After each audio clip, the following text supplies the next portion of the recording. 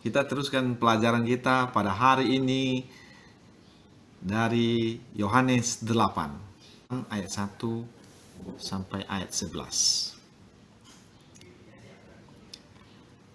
Tetapi Yesus pergi ke Bukit Zaitun.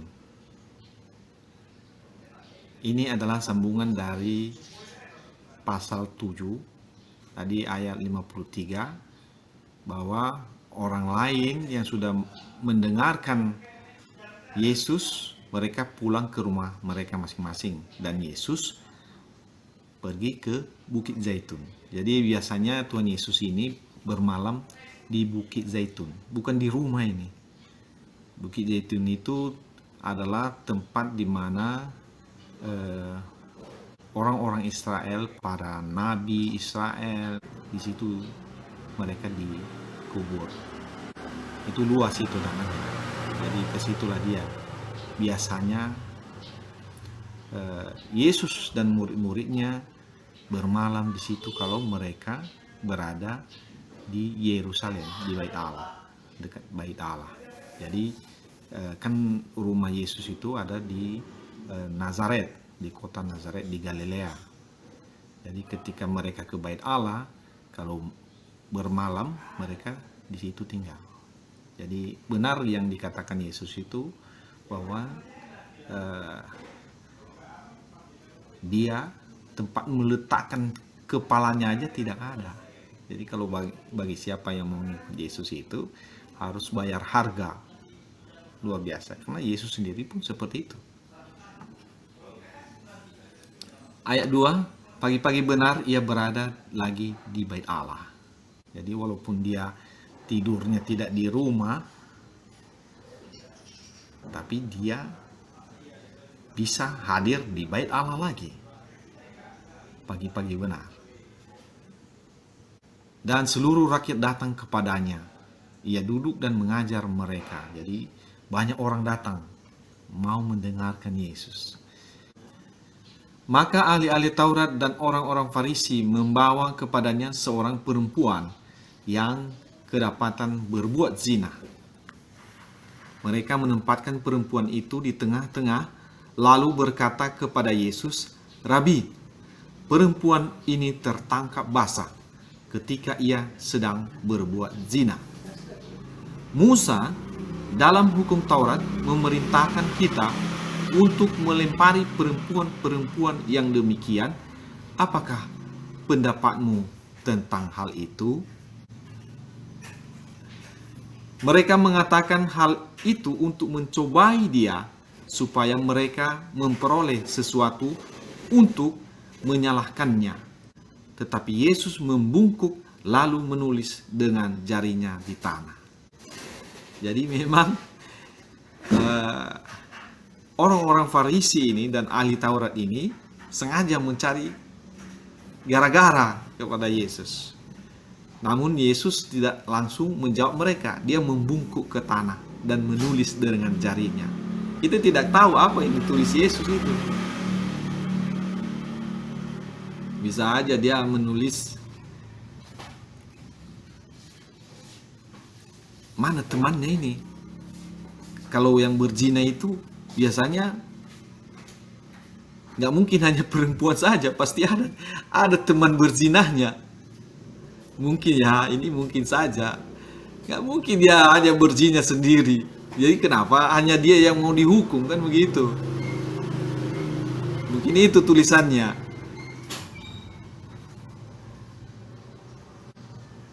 Ayat ke-7, dan ketika mereka terus-menerus bertanya kepadanya, ia pun bangkit berdiri lalu berkata kepada mereka, "Barang siapa di antara kamu tidak berdosa, hendaklah ia yang pertama melemparkan batu kepada perempuan itu." Lalu ia membungkuk pula dan menulis di tanah. Dia membungkuk lagi, dia menulis lagi. Kita tidak tahu apa yang ditulisnya. Jadi mungkin ditulisnya, lihat ayat sekian, kan begitu.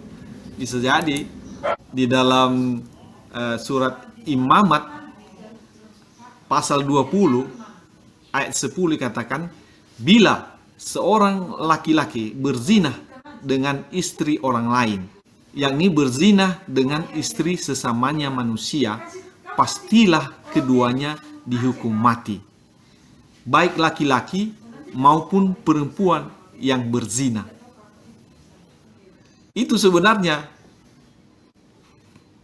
yang ditulis Musa. Jadi bukan hanya perempuan. Bisa saja Yesus menulis itu. Tetapi setelah mereka mendengar perkataan itu, pergilah mereka seorang demi seorang, mulai dari yang tertua. Akhirnya tinggallah Yesus seorang diri dengan perempuan itu yang tetap di tempatnya. Jadi ya kemungkinan ini mereka melihat itu apa yang telah ditulis Yesus. Artinya bukan hanya perempuan ini, mungkin mereka pikir Yesus tidak tahu apa yang ditulis oleh Musa itu. Jadi setelah mereka sadar, oh dia tahu rupanya bukan hanya perempuan, berarti laki-laki juga ikut. Bisa jadi laki-lakinya ada di antara mereka. Bisa jadi laki-laki yang berzina dengan perempuan itu ada di antara mereka. Sehingga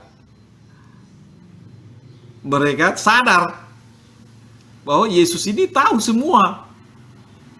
Jadi kalau ada yang kedapatan berzina menurut hukum Musa, seperti yang kita baca tadi, bahwa laki-laki dan perempuan itu harus dilempar, harus dihukum mati, kedua-duanya. Jadi dengan jalan ini Yesus juga menjadi hakim yang adil. Jadi dia tidak sembarangan menghukum orang. Jadi dia tidak memihak kepada laki-laki. Dia tidak memihak kepada laki-laki saja, tapi dia memihak kepada keduanya. Dia menegakkan hukum yang benar. Artinya laki-laki dan perempuan. Laki-laki dan perempuan itu sama di hadapan Tuhan. Kalau mereka berbuat zina, kedua-duanya harus dihukum. Dan kalau mereka juga harus diampuni, kedua-duanya harus diampuni. Jadi kita bisa melihat di sini bahwa ahli-ahli Taurat ini dan orang Farisi ini memberikan pengampunan kepada laki-laki saja, sehingga mereka hanya membawa perempuan itu. Bisa kita belajar di sini bahwa Tuhan itu adil. Di mata Tuhan, hukum yang ditegakkan itu harus sama, laki-laki dan perempuan. Jadi Yesus ini telah memberikan satu ketetapan bahwa laki-laki dan perempuan mempunyai hak yang sama di hadapan Tuhan. Bukan karena dia laki-laki makanya dia tidak dihukum. Dan apa yang terjadi?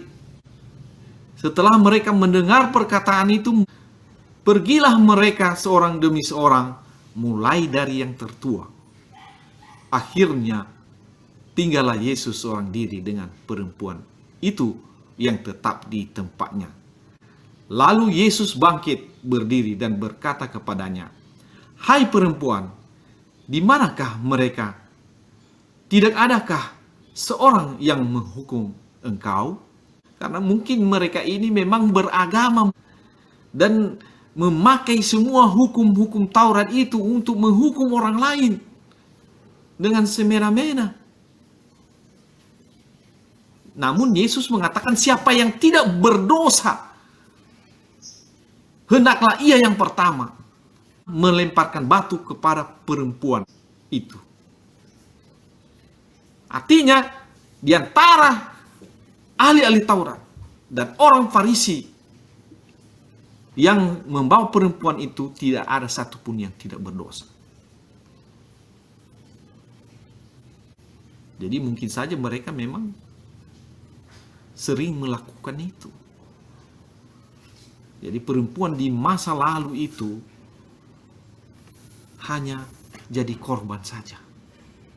Bisa aja tadi laki-laki yang memperkosa dia, lalu yang ditangkap hanya perempuan. Laki-laki dibebaskan.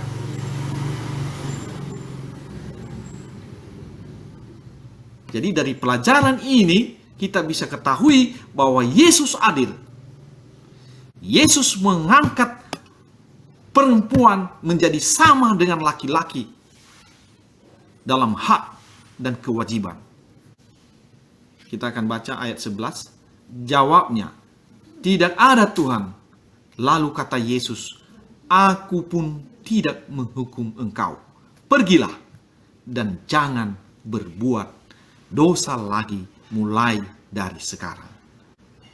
Jadi Yesus juga tidak menghukum, namun memberikan satu arahan, satu ketetapan. Aku tidak menghukummu, namun jangan berbuat dosa lagi. Jadi itu yang diinginkan Tuhan. Pertobatan. Pertobatan. Tuhan menginginkan orang bertobat. Seandainya kamu sudah berdosa saat ini, namun kamu datang kepada Tuhan dan bertobat, maka Yesus mengampunimu. Hanya jangan berbuat dosa lagi. Itu satu ketetapan. Kenapa? Kalau kau berbuat dosa lagi, kamu pasti akan dihukum. Hukumannya lebih berat. Jadi kita melalui firman Tuhan ini, kita telah mempelajari bahwa banyak dari orang-orang yang menganggap dirinya pemuka-pemuka agama sering menggunakan wewenangnya untuk mengelabui orang lain. Sering menggunakan jabatannya untuk mempersalahkan orang lain. Jadi Tuhan tidak menghendaki hal yang seperti ini. Tuhan memandang semua orang sama di hadapan Tuhan. Baik dia masyarakat awam maupun yang mempunyai jabatan di mana saja, tetap sama di hadapan Tuhan. Kalau yang satu diampuni, yang lain juga harus diampuni. Dan juga di sini kita bisa belajar bahwa mulai saat itu kita bisa mengerti bahwa di hadapan Tuhan itu perempuan dan laki-laki mempunyai hak dan kewajiban yang sama. Demikian firman Tuhan. Tuhan Yesus memberkati. Amin.